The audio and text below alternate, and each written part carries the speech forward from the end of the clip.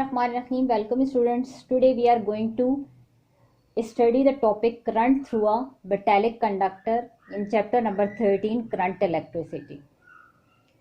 Before this topic we already discussed about the metallic conductor, and we discussed that the charge carriers in case of the metallic conductors are the electrons.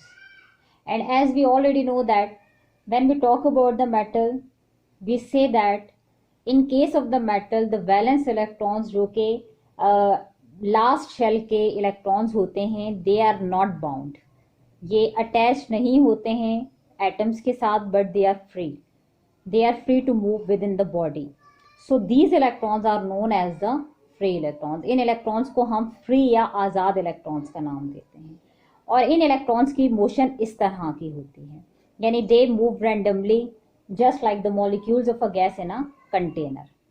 और हम ये कहते हैं कि these electrons are the charge carriers in a metals.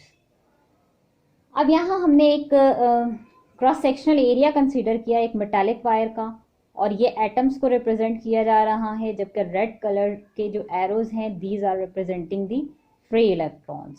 And these electrons जो movement है these इन electrons की दे आर रैंडम मूवमेंट.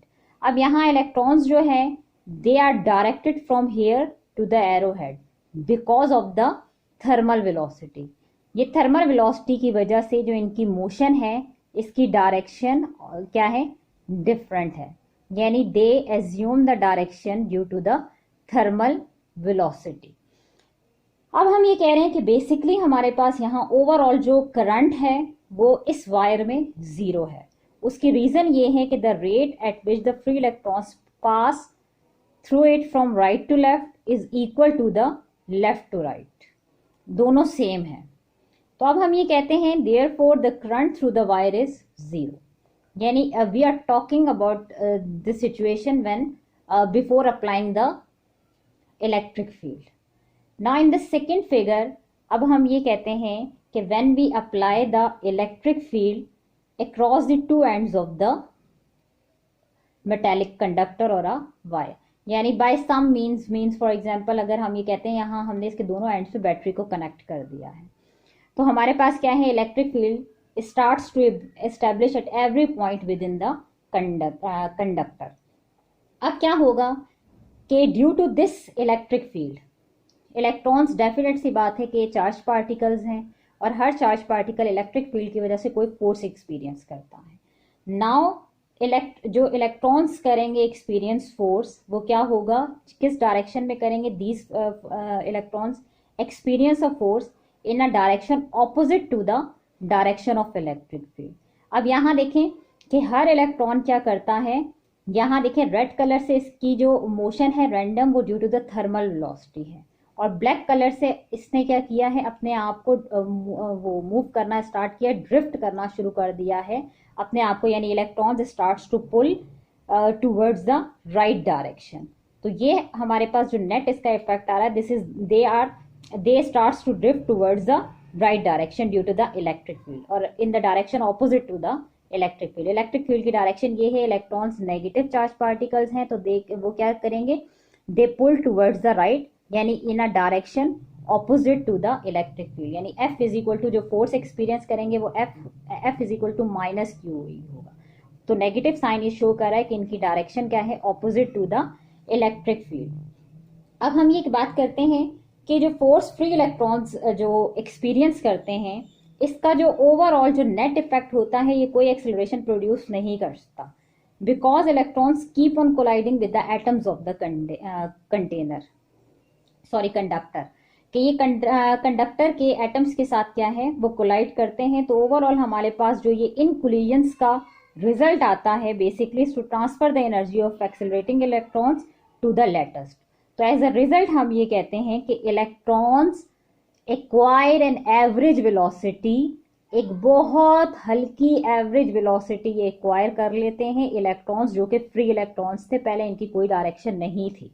अब ये क्या करेंगे, electrons acquire in average velocity in the direction of minus E, यानी जिस डायरेक्शन में ई है और ई हमेशा हायर टू लोअर पोटेंशियल की तरफ आती है, तो इलेक्ट्रॉन्स क्या है फ्रॉम लोअर टू हायर, यानी ऑपोजिट टू डायरेक्शन ऑफ ई जो है वो मूव करेंगे.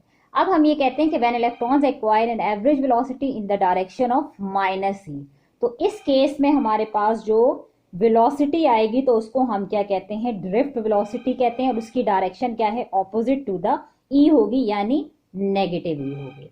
और अब हम ये कहते हैं कि जो ये ड्रिफ्ट वेलोसिटी होती है, basically this is a very very small, of the order of the 10 raise to the power -3 metre पर सेकेंड। ये बहुत कम इसकी होती है वेलोसिटी, लेकिन this is a very important point कि every electron must possess this motion, कि हर इलेक्ट्रॉन इस तरह की यानी ड्रिफ्ट वेलोसिटी को पोजेस करता है।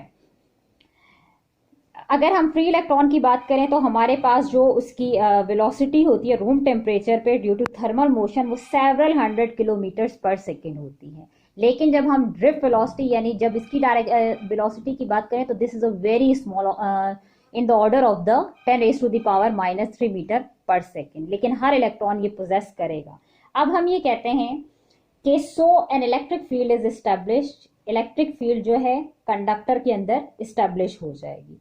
सो फ्री इलेक्ट्रॉन्स इन्होंने क्या किया, दे डायरेक्टेड और दे मॉडिफाई देयर मोशन, अपनी जो रैंडम मोशन थी इसको क्या किया, मॉडिफाई किया है इन अ डायरेक्शन, बहुत slowly, in a direction opposite to the electric field. So हम कह सकते हैं कि अब हमारे पास थर्मल मोशन के साथ इसकी एक और वेलोसिटी ऐड हुई है जिसको हम ड्रिफ्ट वेलोसिटी का नाम दे रहे हैं। So as a result of this velocity हम ये कहते हैं कि net directed motion of charges takes place along the wire and the current begins starts to flow, कि क्या है, current begins to flow through it. अब यहाँ पे हमारे पास क्या एक स्टेडी करंट स्टैब्लिश हो जाएगा कि जब हम ये कहते हैं कि when a constant potential difference is maintained across the ends of the conductor, और इस कांस्टेंट पोटेंशियल डिफरेंस की वजह से हम ये कहते हैं कि this generates the requisite electric field along the wire, कि हमारे पास जो इलेक्ट्रिक फील्ड है वो एस्टेब्लिश हो जाएगी यहाँ पे, और current begins to start to flow across the metallic conductor. Thank you.